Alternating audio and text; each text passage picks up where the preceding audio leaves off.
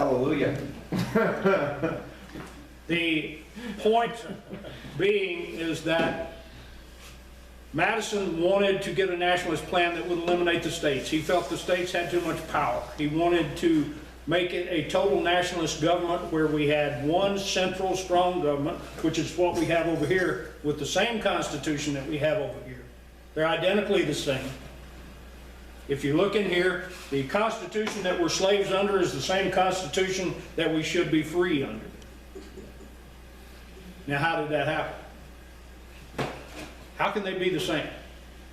Now, this constitution over here that we're slaves under has 3 amendments that were never ratified properly by the people or the states. I will go into that in greater detail later. We've got 3 extra here. This Constitution has been amended a multitude of times by 7 clowns in black gowns, 9 clowns in black gowns. They freely amend this Constitution. They claim they know what's in the Constitution. They don't have a clue. In 1997, I had a security detail for the appellate court judges from all over the United States. I had been assigned one in Tucson, Arizona. While they were having their convention, it was my job to make sure nobody did him any harm, he and his wife, for the entire time he was in Tucson for the convention, including driving him back and forth to the airport in Phoenix. So being the bashful person that I am, I decided I'm going to get this wizard and ask him a few questions. And I said, with all due respect, Mr. Justice, how can a person raise their right hand and swear to uphold and defend the Constitution of the United States against all enemies, foreign and domestic, and then within minutes go before the Congress and propose a bill that is totally unconstitutional? Somebody did a rope. And he said, freedom of speech. And I said, so you're trying to tell me that the Constitution that we have was designed to destroy itself? I didn't get an answer. He decided his wife was more interesting to talk to than I was. I'm sure. And prettier. Much prettier. Much prettier. And that wasn't saying much. But we had Madison make this proposal, a nationalist form of government. We need to know this because Madison presented this form of government on 7 different occasions during those 4 months. He presented it 4 months every time the delegates voted it down overwhelmingly. We need to know that the kind of government that we have today was said, our founders said no. We don't want that. We're not going to take that. The last vote was 10-0. So he was overwhelmingly defeated. So in November of 1787, he writes a letter to his friend Thomas Jefferson in France, and he bemoans the fact that his nationalist plan has been destroyed. Not sure what Jefferson responded. I've never seen that he responded at all. If it is, it's not in the collection. But Madison was brokenhearted that the states were going to have this power. But we need to know that it was proposed because it was defeated. So today, if we had properly educated legislators, they could tell the Supreme Court the thing you made your decision on there was defeated by our founders. The platform you're standing on, our founders said no 7 different times. The last time, unanimously. Now you're going to say, well, there was 13 colonies there and the vote was 10-0. How can that be? Well, number one, Rhode Island never showed up, which made, and I like to refer to them as Rogue Island, because they were really the staunch freedom people back during our founding. The first time they read the Constitution for ratification, they looked at it, they held a popular vote in the state of Rhode Island, and it was voted down 20-1. They didn't want the Constitution, especially without a Bill of Rights. And I assume most every one of you folks are fairly well, you know that the original Constitution did not have a Bill of Rights. was not included. That was purposeful. It wasn't an accident. The reason it was purposeful is because we go back and we look at the state constitutions of those 13 colonies. They all had a Bill of Rights. And the Bill of Rights was listed first, before the rights of the people were listed before the restrictions on government. There was a reason for that. Look at your Colorado Constitution. Your Bill of Rights is first. They followed the original 13. Here are our rights, government, here's what you can do. It can't interfere with any of these rights. The problem is we don't have enough people, and the reason this Constitution keeps keeping us in slavery is the fact that we have an ignorant populace. And the one thing that I have learned in sitting down with lawyers, I'm sorry, I do it.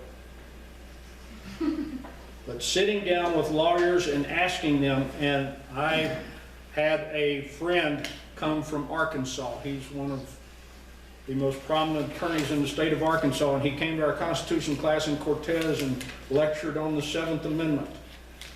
Graduated from Harvard Law School. Has been president of the Arkansas Bar Association. And I'm not going to do this to pat myself on the back, but Joey sat in my class and listened to my lecture on the Bill of Rights, and then he did the 7th Amendment.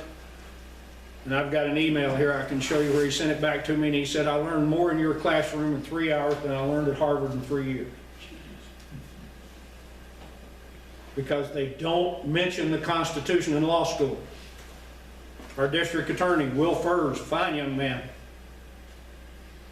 graduated from John Marshall Law School in Chicago. I asked him, how much time did you spend on the Constitution? He said, we don't study the Constitution, we study precedent. We study what some idiot in a black robe said the Constitution meant. Don't forget for a minute, we've got a person sitting on the Supreme Court who wrote as an appellate judge that sex between children and adults should not be illegal. Who was that? Which So one? am I on it? Bader Ginsburg. Oh. She represented for 15 years NAMBLA. And she was never questioned about that in her confirmation hearings. So what does that tell you about the senators? Stop questioning her. Plain and simple, right? So anyway, we've got Madison and his plan for a nationalist government, and it's defeated, overwhelmingly. And again, we go back, well, how did we have 10-0? Well, Rhode Island wasn't there. New York did not have a quorum. There were 3 representatives to the Constitutional Convention from New York. There was one Alexander Hamilton, John Lansing, and Robert Yates. Robert Yates was the Chief Justice of the New York Supreme Court. About 2 months into the Constitutional Convention, Yates and Lansing left and wrote a letter to Governor George Clinton of the no relation of New York, who was one of the prominent anti-federalists throughout this battle, and said, you sent us here with a design purpose. That purpose has been exceeded. We're coming home. We were not authorized to do what they're doing here in Philadelphia, so we're going home. You can look up, or I'll be happy to send it to you, and I probably should tell you this. If you folks will all get a legal sheet and put your email address on there, if you'd like to get my stuff, a lot of people wouldn't want to see it at all. But if you would like to get it, put it down there. I will be happy to send you the references, and I will send you all of my notes for this class so that you will have them so you can look at them yourself. But be prepared. I send out these things called rants about once or twice a week, which I've had a lot of people take offense to. I had the Republicans call me in Cortez County and said, you're destroying us. And I said, no, you destroyed yourself. I'm just pointing it out. The house is on fire. I'm just pointing at the smoke. Our founders Now, again, 55 people went to the Constitutional Convention. There were 39 left who signed it. 3 who were left there refused to sign it when it was finished. George Mesa, John Randolph, and Luther Martin from Maryland. They refused to sign it. They said this is not, we don't agree with this. Although Randolph later did agree with it in the ratification convention.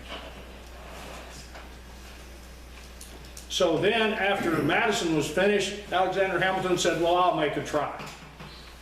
So he pitched his monarchical form of government. He wanted a king. He proposed a king, and he wanted Washington to be the king. And he wanted a king to appoint every member of Senate, every member of the House of Representatives, and the governor of every state for life. That was his proposal. And of course, the king would have also appointed all the judges.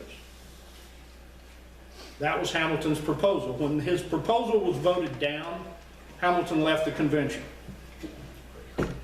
As a matter of fact, during the almost 4 months of the convention, Alexander Hamilton left the Constitutional Convention 5 times. Was this the 1787 convention? 1787 convention. He left it 5 times. And then he would send letters back. He sent a letter back to Rufus King. He sent a letter back to Benjamin Rush about what he thought they should be doing while he's busy in New York. Alexander Hamilton's father-in-law at the time in 1787 owned 40% of what is now the state of New York. His name was Philip Schuyler. Philip Schuyler had very, very close connections with the international banking cartel in England and Europe. There is absolutely no way, and I've looked, I've tried to find it. I can't find anything that would indicate who Alexander Hamilton talked to when he went back to New York. My personal belief is he went back there and talked with international bankers. I think his actions after, when he was made Secretary of Treasury, would back me up in that. But I can't prove that. But the last thing he sent back, and you have to remember Alexander Hamilton was a member of the Committee of Style. They were the people who were writing this stuff out, trying to get the semicolons and commas and everything in the right place.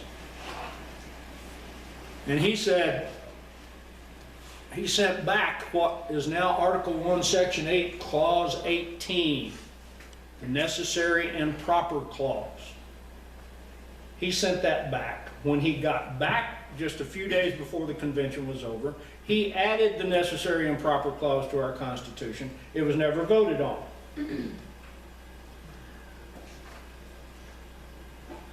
In the ratification convention, Patrick Henry said the necessary and proper clause shall be the window through which all manners of evil shall pass.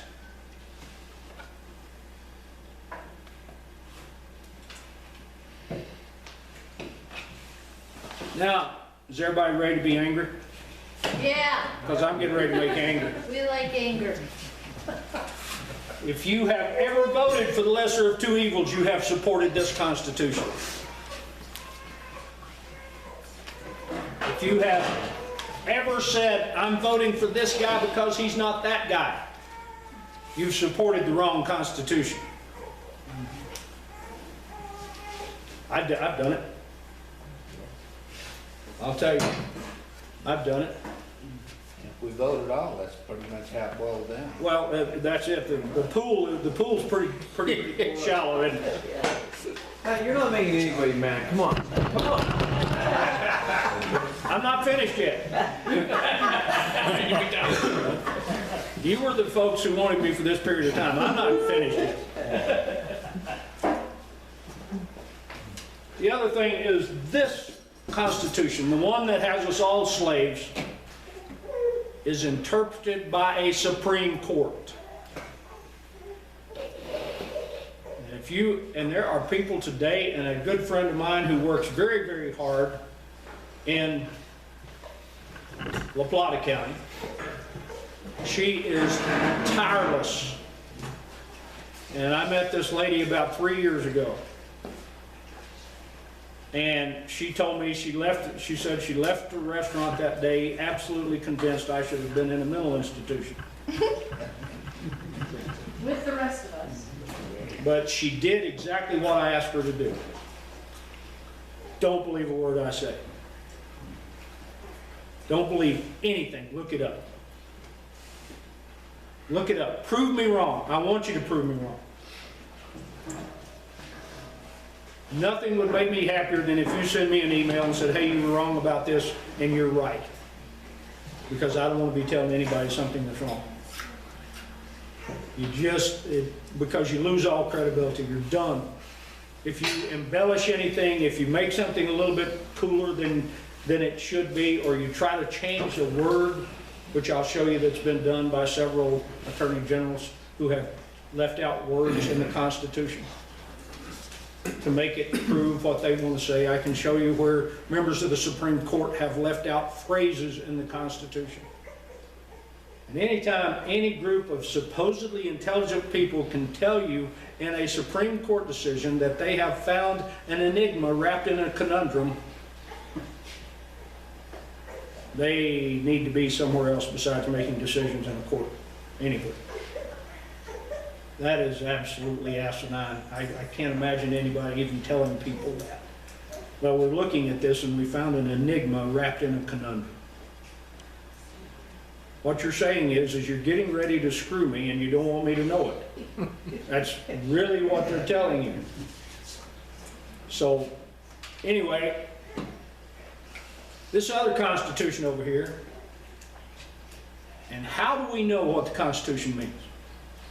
How do we know what this Constitution really means and that Constitution? How do we know? By studying the supporting documents. Okay, let me tell you what a couple of pretty intelligent men, and I'm going to list Madison, because Madison was intelligent. We've got an intelligent man, used to have one in the White House. How long ago was A that? lot of intelligent Well, men. what year was this?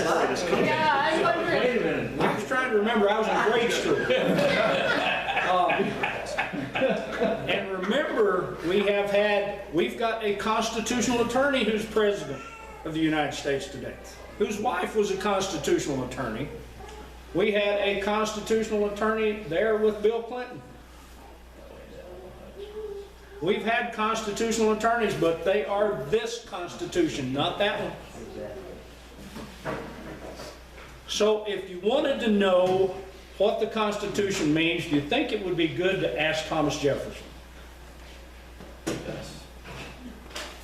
Jefferson said, and I quote, "On every question of construction, let us carry ourselves back to the time when the Constitution was adopted. Recollect the spirit manifested in the debates, and instead of trying what meaning may be squeezed out of that text or invented against it, conform to the probable one in which it was passed." Madison said, "The meaning of the Constitution is to be found," and I quote, "in those of the state conventions which gave it all the validity and authority it possesses." There are many historians, and I'm talking about good historians that I've spoken to over the years, and they're not revisionist historians, who will tell you that we probably wouldn't have had that Constitutional Convention in 1787 if George Washington had refused to attend. Washington gave that Constitution validity. So that was, Madison worked tirelessly for months to get Washington to be there. Washington didn't want to be there. But Washington was a nationalist. Don't forget that. He believed in a national form of government, which kind of takes a little bit, tarnishes his halo a little bit in my mind, but he was a nationalist. He agreed with Madison. He agreed with John Jay. He agreed with Alexander Hamilton. And if you don't want to believe he was a nationalist, look at the first Bank of the United States. because Washington went to his